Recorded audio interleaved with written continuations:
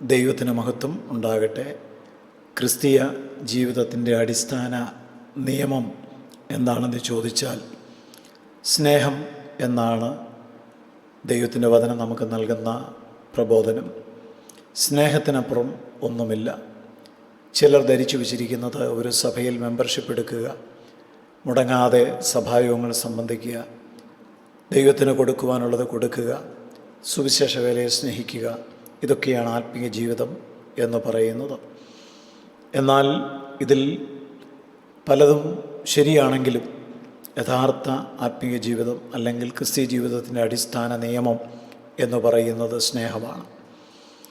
ഒരു വ്യക്തി ദൈവത്തെ സ്നേഹിക്കുമ്പോൾ ആ സ്നേഹം ദൈവം മനസ്സിലാക്കുന്നത് മറ്റുള്ളവരെ നാം സ്നേഹിക്കുവാൻ തുടങ്ങുമ്പോഴാണ്.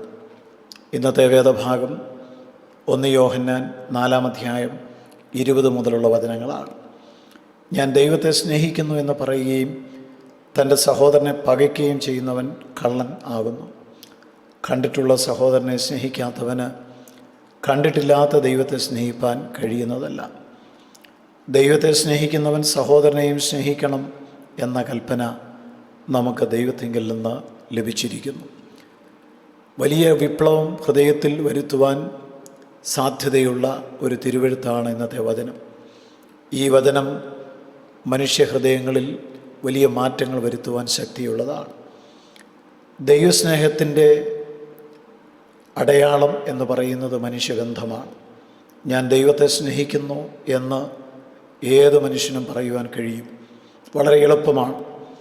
പക്ഷേ നാം പറയുന്ന ആ വാക്കിൻ്റെ സത്യസന്ധത ദൈവം പരിശോധിച്ച് മനസ്സിലാക്കുന്നത് നമ്മുടെ നിത്യജീവിതത്തിൽ നാം കാണുന്ന നമ്മുടെ ബന്ധങ്ങൾ, അയൽവക്കങ്ങൾ, സഹോദരങ്ങൾ, അങ്ങനെ മാനുഷികമായ ബന്ധങ്ങൾ, ആ ബന്ധങ്ങളിലുള്ള നമ്മുടെ സമീപനത്തെ അടിസ്ഥാനപ്പെടുത്തിയാണ്.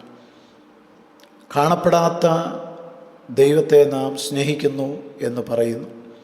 എന്നാൽ കാണുന്ന സഹോദരനെ നാം സ്നേഹിക്കുന്നില്ലെങ്കിൽ, അതാണ് ഇവിടെ പറയുന്നത്, നമുക്ക് കാണപ്പെടുന്ന സഹോദരനെ സ്നേഹിക്കുവാൻ കഴിയുന്നില്ലെങ്കിൽ കാണപ്പെടാത്ത അദൃശ്യനായ ദൈവത്തെ സ്നേഹിപ്പാൻ എങ്ങനെ സാധിക്കും എന്നുള്ളൊരു ചോദ്യം ഇവിടെ പ്രസക്തമാണ്. സഹോദരനെ പകയ്ക്കുന്നവൻ ദൈവത്തെ സ്നേഹിക്കുന്നു എന്ന് പറയുമ്പോൾ അത് കേവലം ഭംഗിവാക്ക് മാത്രമായിട്ട് ദൈവം കാണുന്നു. ഹൃദയത്തിൻ്റെ യാഥാർത്ഥ്യം അല്ലെങ്കിൽ ഹൃദയം ഈ പ്രസ്താവനയ്ക്ക് നേരെ വിരുദ്ധമായിട്ടാണ് നിലകൊള്ളുന്നത്. സ്നേഹമില്ലാത്ത ഹൃദയത്തിൽ ദൈവത്തിൻ്റെ സാന്നിധ്യം വസിക്കുന്നില്ല.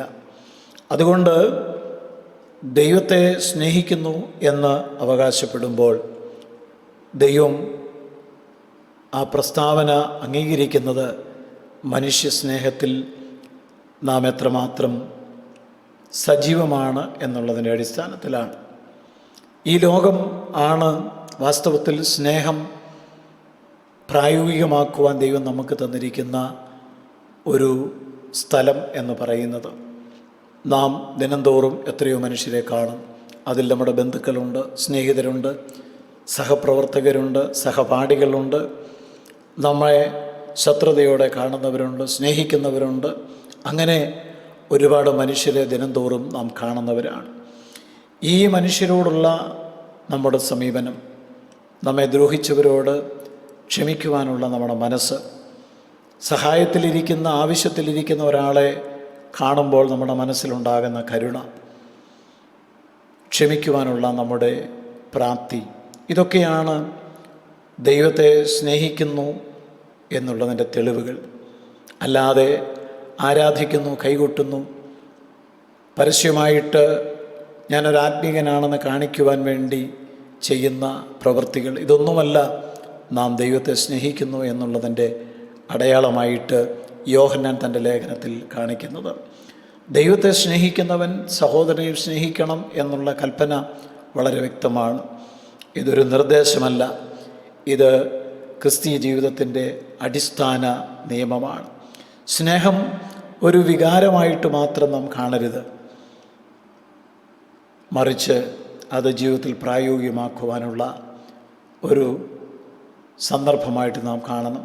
നാം ദിവസേന നമ്മോട് തന്നെ ചോദിക്കണം, എൻ്റെ സ്നേഹം കേവലം വാക്കുകളിൽ മാത്രമാണോ, അതോ എൻ്റെ സ്നേഹം ഞാൻ എൻ്റെ പ്രവൃത്തികളിൽ വെളിപ്പെടുത്താറുണ്ടോ? ദൈവത്തെ സ്നേഹിക്കുന്നു എന്ന് പറയുന്ന നമ്മുടെ അധരങ്ങൾ അപ്പോൾ തന്നെ സഹോദരനെ സ്നേഹിക്കുന്ന പ്രവൃത്തികളും നമുക്കുണ്ടായിരിക്കട്ടെ. സ്നേഹം നമ്മൾ പങ്കിടുമ്പോൾ അതൊരിക്കലും കുറയുന്നില്ല എന്നുള്ളത് നാം മനസ്സിലാക്കണം. സ്നേഹം കൊടുക്കുന്തോറും അത് വർദ്ധിച്ചു വരുന്നു. ദൈവസ്നേഹം നമ്മുടെ ഹൃദയത്തിൽ നിറയുമ്പോൾ മാത്രമേ മറ്റുള്ളവരിലേക്ക് ആ സ്നേഹം ഒഴുകി ചെല്ലുകയുള്ളൂ. അങ്ങനെ ഒഴുകുന്ന സ്നേഹമാണ് നമ്മുടെ ബന്ധങ്ങളെ ഏറ്റവും അനുഗ്രഹമാക്കി മാറ്റുന്നത്. അതുകൊണ്ട് കർത്താവിൻ്റെ കരങ്ങളിലേക്ക് നമുക്ക് നമ്മളെ സമർപ്പിച്ചു കൊടുത്ത് ദൈവസന്നിധിയിൽ പ്രാർത്ഥിക്കാം. ദൈവം നമ്മളെ അനുഗ്രഹിക്കട്ടെ. കർത്താവേ, അങ്ങയുടെ നല്ല വചനങ്ങൾക്കായി സ്തോത്രം. ദൈവത്തെ സ്നേഹിക്കുന്നതെന്ന് പറയുമ്പോൾ മനുഷ്യരെയും സ്നേഹിപ്പാൻ ഞങ്ങളെ സഹായിക്കണം. യേശുവിൻ നാമത്തിൽ ആമേൻ. നിത്യജീവമൊഴികൾ നിന്നിലുണ്ട് പരനെ, നിന്നെ വിട്ടിട്ടടിയങ്ങളെങ്ങു പോയി വസിക്കും, നിന്നെ വിട്ടിട്ടടിയങ്ങളെങ്ങു പോയി വസിക്കും. നീയല്ലോ ഞങ്ങൾക്കുള്ള